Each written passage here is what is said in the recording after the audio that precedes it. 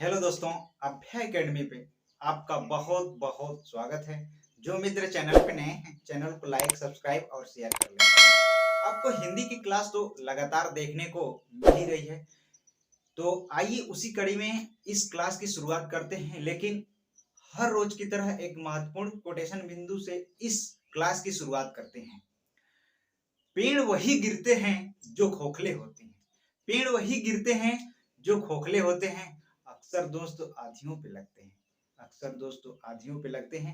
आइए शुरुआत करते हैं इस क्लास की।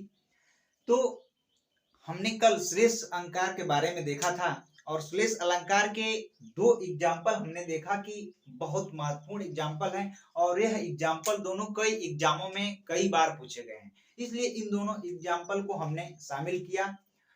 उससे पहले जो मित्र यस TET, TET, CTET, UPP, UPSI आदि प्रतियोगी परीक्षाओं को तैयारी कर रहे हैं, तो यह चैनल को लाइक, सब्सक्राइब और शेयर कर लें। तो आइए शुरुआत करते हैं। यह दो एग्जाम्पल बहुत ही मोस्ट इम्पॉर्टेंट एग्जाम्पल हैं और कई बार एग्जाम में यहाँ से क्वेश्चन पूछे हैं और इन दोनों एग्जाम्पल को लेने का हमारा मकसद यही था कि थोड़ी सी इसमें एक महत्वपूर्ण जानकारी है जो हम आप लोगों तक पहुंचाएं। एग्जाम्पल यह है कि मेरी भव बाधा हरो राधा नागर सोय, जा तन की झाई परे श्याम हरित दुति होय। अगर यह एग्जाम्पल आपको परीक्षा में देखने को मिले, ऑप्शन में आपको रूपक और श्लेष दोनों हो, तो आप ज्यादातर वरीयता आप रूपक अलंकार को देंगे। अगर आप दोनों अगर दिया है श्लेष व रूपक, तो दोनों पे मार के आएंगे, क्योंकि इसमें जो यह पहली लाइन आपको दिख रही है, यह पहली लाइन जो दिख रही है इसमें रूपक अलंकार है। कैसे रूपक अलंकार है? यहाँ राधा नागर सो, यहाँ से यह रूपक अलंकार हो जाता है। हम रूपक अलंकार की चर्चा अगले वीडियो में करेंगे, क्योंकि आज यहाँ शब्द अलंकार समाप्त हो जाएगा और आगे जब हम अर्थ अलंकार की चर्चा करेंगे, वहां रूपक अलंकार की जब चर्चा होगी तो इसकी चर्चा हम डिटेल्स में करेंगे। आप बस इतना जानिए कि जो यह पहली लाइन है यह रूपक अलंकार की है और दूसरी लाइन यह श्लेष अलंकार है। कैसे श्लेष अलंकार है उसको आप थोड़ा सा जान लीजिए। श्लेष अलंकार यहाँ से है, यह श्याम, श्याम का जो मतलब होता है एक काला होता है और एक परछाई होता है और एक का मतलब बादल होता है। यहाँ से इस श्याम का कई अर्थ हो रहा है, इसलिए यहाँ से यह श्लेष अलंकार हो जाता है। ठीक, मेरी भव बाधा हरो राधा नागर सोय, यह लाइन जो है यह रूपक अलंकार है। जा तन की झाई परे श्याम हरित द्वितीय, यह जो लाइन है यह श्लेष अलंकार है। यह विवादित प्रश्न था यूपी टेट 2018 की परीक्षा में और यह कोर्ट गया। इसको इस एग्जाम्पल पे कोर्ट ने कॉमन नंबर दिया, तो आप इस बात को ध्यान में रखेंगे। इसके बाद हम चर्चा करते हैं, चरण धरत चिंता करत चितवत चार रहूं और सुवर्ण को खोजत फिरत कवि व्यभिचारी चोर। ठीक, यहाँ पे श्लेष अलंकार है और कैसे श्लेष अलंकार है, यहाँ आप सुवर्ण शब्द देख रहे हैं, इसके तीन अर्थ होते हैं। पहला एक सुंदर अक्षर, दूसरा अर्थ होता है सुंदर स्त्री और तीसरा जो अर्थ होता है यह सोना। यह तीन अर्थ इसके बनते हैं। देखिए इस सुवर्ण के यहाँ पे तीन अर्थ हैं। कभी कभी भी चाहता है कि सुंदर उससे अक्षर मिले, व्यभिचारी कभी चाहता है कि सुंदर स्त्री मिले, चोर चाहता है कि वह उसे सुंदर सोना मिले। इसलिए यहाँ से तीन अर्थ सुवर्ण के मिले और यहाँ पे यह श्लेष अलंकार हुआ। और श्लेष अलंकार हमने पढ़ा चुका है और आप हमारे चैनल के प्लेलिस्ट में जाकर अगर देखेंगे तो पिछली वाली वीडियो में आप उसे देख सकते हैं। तो आइए अब हम आगे पुनरुक्ति अलंकार की चर्चा कर लेते हैं। तो पुनरुक्ति अलंकार दो शब्दों से मिलकर बना है। पुनः धन उक्ति, पुनः का मतलब होता है दोबारा, उक्ति का मतलब होता है कथन या कहना, यानी कि बिल्कुल एक ही अर्थ में इसका एग्जाम्पल यहां से देख लेते हैं, एकदम सटीक एग्जाम्पल कि जहां किसी कही गई बात को बिल्कुल उसी अर्थ में दोबारा कहा जाए वहां पुनरुक्ति अलंकार होता है।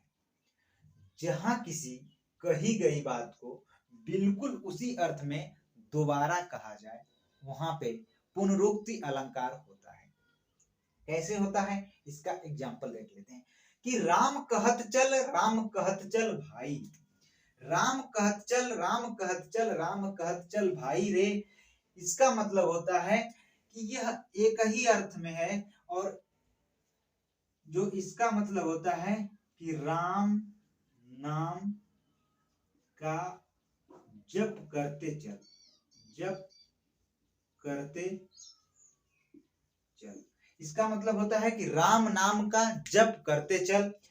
जो इसका जो बात जो कही गई है वो एक ही अर्थ में कही जा रही है, लेकिन इसके ठीक विपरीत लाटानुप्रास अलंकार है, उसको हमने एक अंडरलाइन किया हुआ, उसको आप देख लें कि पुनरुक्ति अलंकार में वाक्यांश की आवृत्ति होती है, पुनरुक्ति अलंकार में वाक्यांश की आवृत्ति होती है और लाटानुप्रास में भी होती है, लेकिन अर्थ में भिन्नता होती है। क्या होता है? लेकिन अर्थ में भिन्नता होती है। जैसे धीरे धीरे रे मना, धीरे धीरे सब कुछ होए। यह धीरे का जो फ्लो है और यह धीरे का फ्लो है वह एकदम निश्चित समय पर है। कौन सा है? एकदम निश्चित समय पर है। ठीक, इसके बाद वक्रोक्ति अलंकार बचा, और यहां से यह जो शब्द अलंकार है समाप्त हो जाएगा। उसके बाद हम अर्थ अलंकार की चर्चा करेंगे, लेकिन उससे पहले वक्रोक्ति अलंकार के दो भेद हैं, काकु वक्रोक्ति और दूसरा श्लेष वक्रोक्ति। इन दोनों को हम देखेंगे, लेकिन उससे पहले हम वक्रोक्ति अलंकार को देख लेते हैं। वक्रोक्ति अलंकार भी दो शब्दों से मिलकर बना है। पहला वक्र धन उक्ति, वक्र मतलब होता है टेढ़ा, टेढ़ा मेढ़ा। ठीक, वक्र मीन्स होता है टेढ़ा मेढ़ा, और उक्ति मतलब होता है कथन या कहना। इसका एक सटीक एग्जाम्पल कि जहां कुछ और कहा जाए, जहां कहा कुछ और जाए किंतु अर्थ कुछ और निकले, वहां वक्रोक्ति अलंकार होता है। जैसे एक छोटा सा एग्जाम्पल और बहुत साधारण एग्जाम्पल जो एक बार में आपके दिमाग में बैठ जाएगा कि आप कितने ईमानदार हैं मैं जानता हूं। यहाँ पे देखिए कहा कुछ और जा रहा है, लेकिन इसका अर्थ कुछ और निकल रहा है कि आप कितने ईमानदार हैं मैं जानता हूं। इस ईमानदार का यहाँ पे अर्थ स्पष्ट रूप से निकल रहा है बेईमान, बेईमान। ठीक, इस ईमानदार का स्पष्ट रूप से अर्थ निकल रहा है बेईमान, कि आप कितने ईमानदार हैं मैं जानता हूं। ठीक, इस प्रकार अगर आपको देखने को मिले तो वहां पे आंख बंद करके वक्रोक्ति अलंकार लगाइएगा। आइए कुछ इसके नोट हैं, इसको देख लेते हैं कि अर्थ को दो प्रकार से लिया जा सकता है। अर्थ को दो प्रकार से लिया जा सकता है, एक बोलने के आधार पर और एक सुनने के आधार पर। ठीक, जो इसके अर्थ हैं इसको दो प्रकार से लिया जा सकता है, एक बोलने के आधार पर और एक सुनने के आधार पर। और इसके दो पार्ट अभी बचे हुए हैं, काकु वक्रोक्ति और श्लेष वक्रोक्ति, उसकी चर्चा हम करेंगे। लेकिन उससे पहले हम थोड़ा सा साइड हो जा रहे हैं, आप इसका स्क्रीनशॉट बना लें, उसके बाद हम उन दोनों की चर्चा करते हैं। देखिए दोस्त, जो वक्रोक्ति अलंकार है इसके दो भाग हैं, एक काकु वक्रोक्ति और दूसरा श्लेष वक्रोक्ति।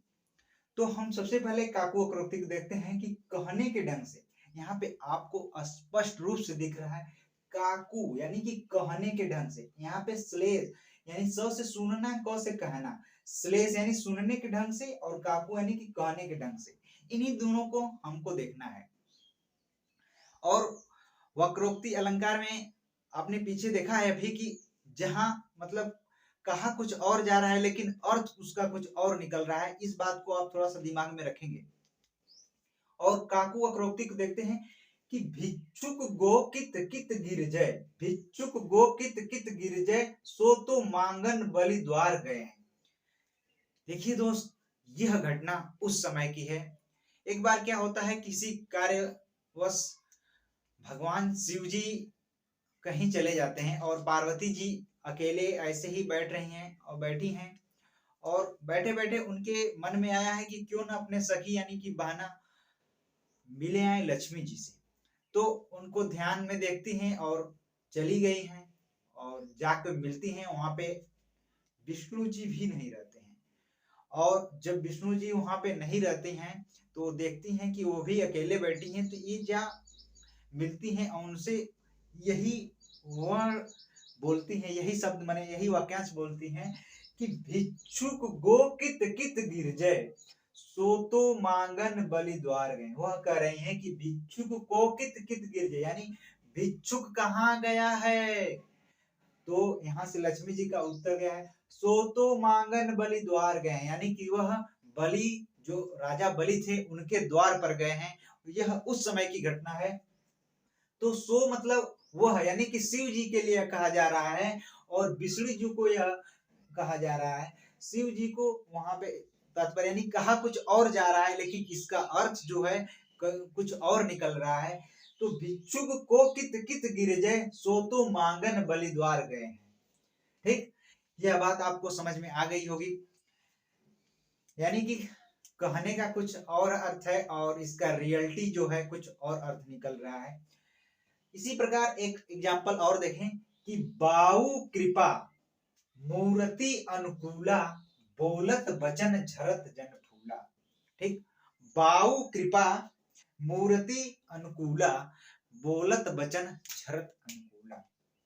यहाँ पे यानी कि बाऊ का मतलब होता है मूर्ख। ठीक, और कृपा मतलब आप जानते ही हैं कि अनुग्रह, अनुमोदन, जो भी है। कृपा मतलब मूर्ति अनुकूला, बोलत वचन। इस वर्ड को थोड़ा सा ध्यान रखिएगा कि बोलत वचन झरत जन फूला।